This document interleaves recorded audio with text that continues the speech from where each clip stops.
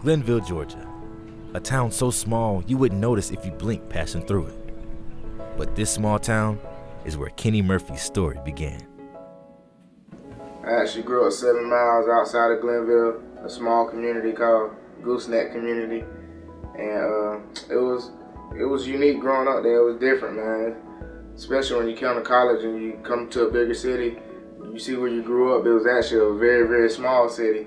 We didn't have a rec center like most places have, a YMCA. We didn't have anything like that. So coming up with things to do, it was hard. Well, he was a funny little boy, especially at the rec department. When he started playing football, he would start running behind the other players. They had the ball.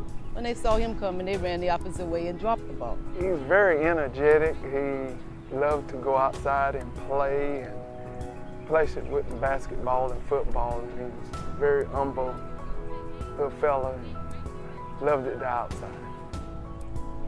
But little would he know, it would be Kenny's grade school coach that would be one of the first people to present Kenny with the opportunity to play football. As a coach, Ken and I began to have a connection, mainly because he had a lot of interest in football. And so me being a coach, and even at a young age when he was a kindergarten, he and I hit it off right off the bat. When Kenny was in kindergarten, my husband and I taught at the same school, and he would come through here every day. This is my favorite story about Kenny and football. And he would come through here every day. About the time I got everybody calmed down and ready, be right after nap time, and we were all quiet. And he would come through that door and blow his whistle and get all these boys all wound up. They'd all be jumping and hanging all over him, and they'd be like, he'd say, "Who's gonna play football for me? Who's gonna play football for me?" I didn't really know that I was gonna really start playing football like that until I got in 8th grade. And that's when the first time I got to play like running back. I always played linebacker, even through red ball, but I never got to run the ball because I was too big. They had like a weight limit and I could never run the ball, but I was one of the fastest people out there, so they put me at linebacker. But an unexpected bond would lead to a blossoming friendship for Kenny, resulting in a family away from his very own. Kenny's been around my family my whole life. That's 21 years. Me and him went to daycare together and went through elementary school, middle, and high school together. He's part of the family. Just fit right on him perfectly. He used to be shy, and he didn't like being in the spotlight. And now he's come out of that a lot. But Kenny and the Kickladder family would then be faced with an obstacle away from the football field. In '07, I got diagnosed with stage 4 breast cancer, and it felt my world stopped, okay? And I handled it as much as well as I could. Just when I first found out, I was at school, and the boys were in 7th grade.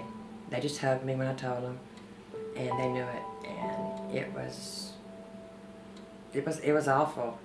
But I'd always been there, and they knew me right there. And I went to have chemo one day, and I really didn't want to have it, and I was determined that I was not going to have it. And the oncologist says, you need it, and I'm like, no, I don't, so I wasn't going to take it. He said, you have a picture of your kids? I said, sure. So I pulled out the picture of Kenny, Chaz, Brady, and Brody, and I showed it to him, and then, which we talked about him, and he says, if you don't do it for anything, do it for you, you do it for these 4. But despite the hardships, both families continued to encourage Kenny to pursue his dreams. When I got in 9th grade, I had to call the defense again, so it was like, man, you can't mess this up because these guys are bigger and better, and they depend on you to get them lined up and the right things and make the right checks at the line. So that's when I was really like, you got to really hone in on this football stuff because, man, football can really get you out of here. Then in 10th grade, that's when I started getting a lot of notoriety. Like, a lot of coaches around the region saw me my freshman year, and they was like, man, this guy's going to be good. And then, like, a lot of people around the state started hearing about me. And I had quit playing basketball during basketball season my 10th grade year. And that's when I really, like, honed in on football. I was like, yeah, football going to be my ticket out of Tallahassee and out of Glenville. But just because Kenny made it out of Glenville doesn't mean that the grind ever stopped. Training for my future has been kind of crazy. I wake up early each morning, I go to my internship, and right after my internship, I try to go work out every day and get a stretch session in first, then lift, then go outside and do some speed work and agility. Then I come back in and do more stretching. Just try to increase something every day, whether it be my speed, whether it be my flexibility or my strength.